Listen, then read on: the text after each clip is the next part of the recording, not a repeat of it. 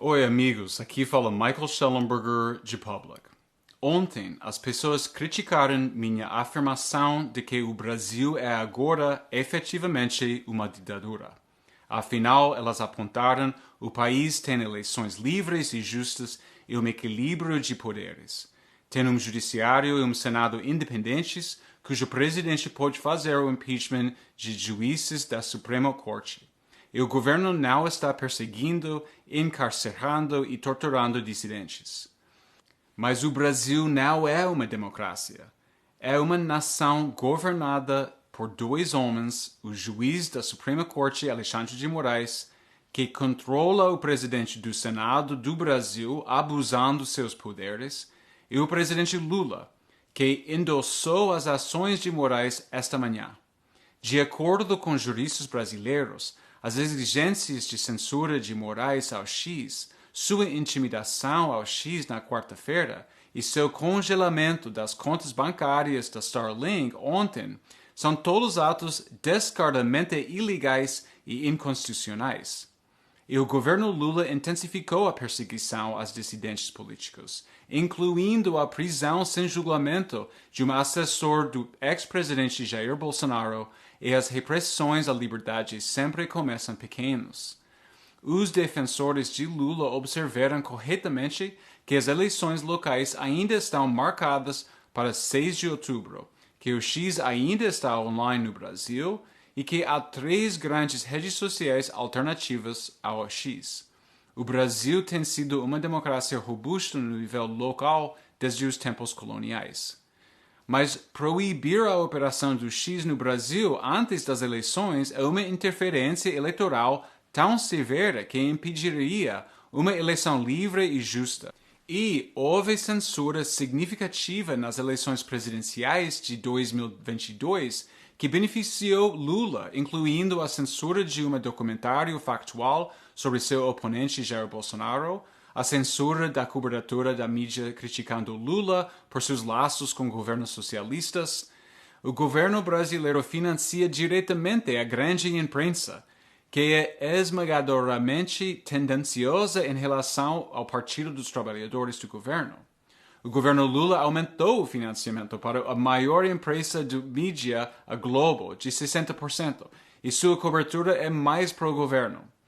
E apesar de o que o X ainda estar online, o Estado pode desligá-la a qualquer momento. Quanto às 3 principais redes sociais alternativas, uma delas, o Facebook, está cumprindo as exigências de censura do governo. O outro, o Humble, já havia fugido do Brasil no ano passado para escapar da censura. E o futuro do Telegram está em sérias dúvidas, dada a prisão e o processo contra seu fundador e o CEO pelo governo Francis.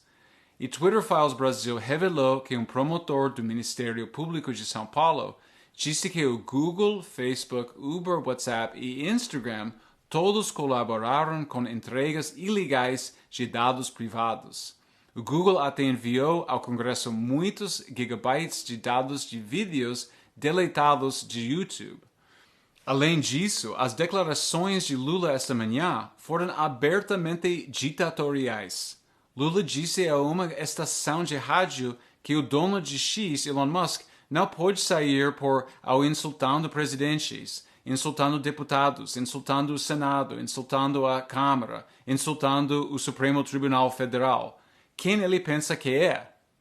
Mas Lula e Moraes não estão prestes a fechar o X porque Elon Musk insultou alguém. Nem Moraes nem ninguém sequer acusou Musk desse suposto crime.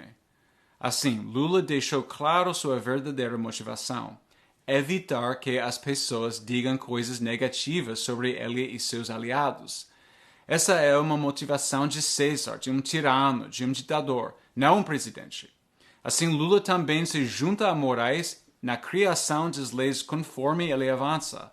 Como Glenn Greenwald e outros repórteres mostraram em uma exposição de várias partes para o Folha de São Paulo, Moraes rotineiramente rompe leis para perseguir os inimigos políticos de Lula e aqueles que falam mal de Moraes e seus aliados. Um repórter de CNN ontem até reconheceu isso. Por que sempre os perfis de direita são alvos de censura e proibições? Ele perguntou. Embora o que Lula e Moraes estejam fazendo possa parecer grosseiro e juvenil, o totalitarismo geralmente é assim. O totalitarismo não é apenas repressivo, também é idiota. Um psicólogo polonês que escreveu um livro inovador sobre totalitarismo descreveu o novo presidente de uma universidade, um aparatic do Partido Comunista, nomeado pelo partido como um idiota. Ele não era apenas autoritário, ele era de baixo intelecto. Isso porque o totalitarismo substituía a hierarquia meritocrática por uma autoritária baseada na lealdade ao partido. Para muitos, o totalitarismo evoca imagens de tanques e salas de tortura, mas nunca começa assim. Para George Orwell e muitos outros pensadores, o totalitarismo é mais sutil e banal. Ele temia que o totalitarismo futuro emergesse de burocracias governamentais, não apenas de golpes e revoluções. Em 1984, Orwell caracterizou o totalitarismo como um regime de controle absoluto. E esse controle absoluto que Lula e Moraes agora buscam. De fato, Orwell foi inspirado a escrever 1984 em parte pelo alerta emitido por James Burnham em seu livro de 1941, The Managerial Revolution, a Revolução Administrativa, que ele alertou sobre a natureza totalitária da classe profissional general, sua aliança com os negócios e que hoje é chamado de Deep State. O totalitarismo está surgindo hoje ao redor do mundo. É muito mais perigoso porque convenceu as elites e uma percentagem significativa de eleitores em todos os países de que a censura é necessária para salvar a democracia. Tanques e tortura não são necessários se o governo puder controlar o ambiente de informação. Se os partidos governantes puderem decidir o que as pessoas podem ou não dizer ou ouvir, então não há necessidade de fraudar eleições ou derrubar o governo. E agora, vemos um ataque mais aberto à liberdade e à democracia no Brasil. Lula e Moraes estão atacando uma imprensa livre e justa. Eles minaram o judiciário independente. Eles estão inventando leis e aplicando outras arbitrariamente. E eles próprios estão violando a Constituição e várias outras leis, como o artigo 19 ao Marco Civil.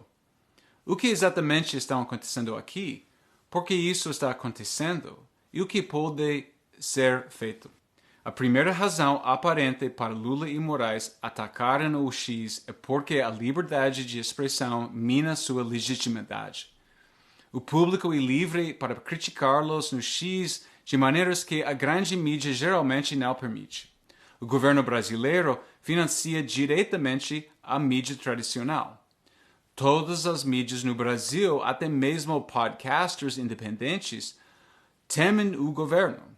Eles temem ter os subsídios de impostos negados ou serem processados.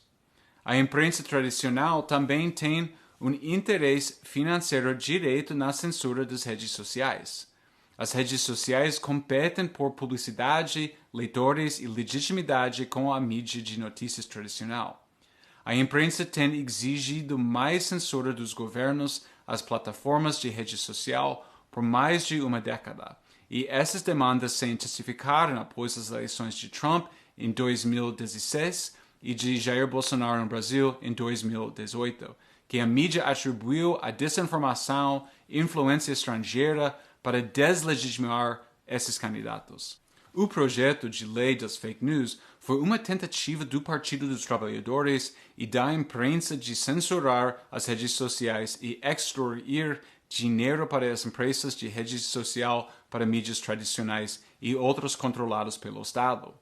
Os governos do Canadá e da Austrália tentaram fazer a mesma coisa. Por fim, o governo dos Estados Unidos e o financiamento de George Soros estão também por trás de grande parte do complexo industrial da censura no Brasil. A Open Society Foundation de Soros doou impressionantes $31 milhões para ONGs pro-censurar em 2023. Representante do FBI aconselhou o governo brasileiro a censurar desinformação para evitar interferência estrangeira. A Fundação de Soros tem financiado por anos verificadores de fatos, jornalistas e organizações não governamentais, muitas das quais também são apoiados pelo governo dos Estados Unidos, para atiçar a histeria nacional sobre desinformação, exigir mais censura e justificar os abusos de poder de Moraes. E a Embaixada dos Estados Unidos se recusou a criticar o governo brasileiro esta manhã. Por que o Brasil se tornou uma ditadura? Porque era o que era necessário para o Partido dos Trabalhadores de Lula, a imprensa tradicional e o governo dos Estados Unidos manterem o controle. O que acontece daqui para frente? Há pelo menos duas possibilidades. Uma é que estamos entrando na realidade prevista por George Orwell em 1984. A outra é que estamos vivenciando uma repetição digital do que aconteceu após a invenção da prensa de Gutenberg. Se os governos do mundo estrangularem ou eliminarem o X e o Telegram, ainda haverá mídia alternativa e até plataformas de rede social, mas elas não terão o alcance de X, hoje ou de Facebook antes de 2017. O Rumble ainda existe, mas teve que sair do Brasil no ano passado. O conteúdo das notícias alternativas independentes se tornou viral no Facebook em 2016, mas isso não acontece mais. Por quê? Porque Mark Zuckerberg o estrangulou para encerrar o boicote de anunciantes de 2020 contra sua imprensa. Se o X ou Telegram seguirem o caminho de Rumble ou de Facebook, então teremos entrado em uma nova era de trevas. Outra possibilidade é que a internet em geral e as plataformas de mídia social como o X sejam como a prensa. No início, a Igreja Católica se beneficiou da prensa, assim como a imprensa tradicional se beneficiou do Twitter. Com o tempo, as prensas escaparam do controle da Igreja, resultando na Reforma Protestante, na Revolução Científica e na ascensão de democracias liberais na Europa. Embora os governos possam tentar controlar a internet, eles não terão sucesso graças às tecnologias como VPNs e internet via satélite, como a Starlink de Elon Musk.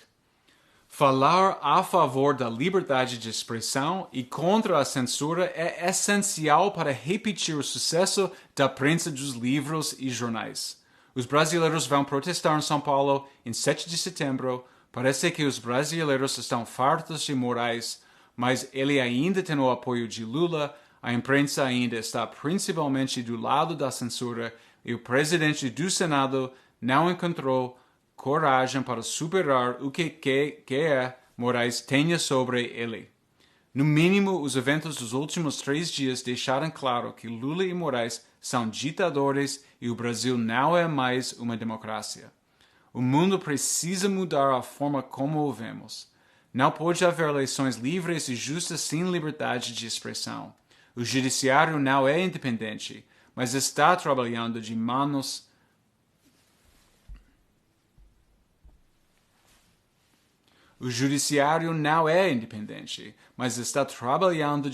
dadas como o presidente. E o poder ditatorial combinando dos poderes executivos e judiciários impediu o presidente do Senado de usar seus poderes para fazer o que ele deve fazer para salvar a liberdade de expressão, a democracia e o Estado de Direito no Brasil, que é impeachment do ministro do Supremo Tribunal Federal, Alexandre de Moraes. Obrigado por ouvir.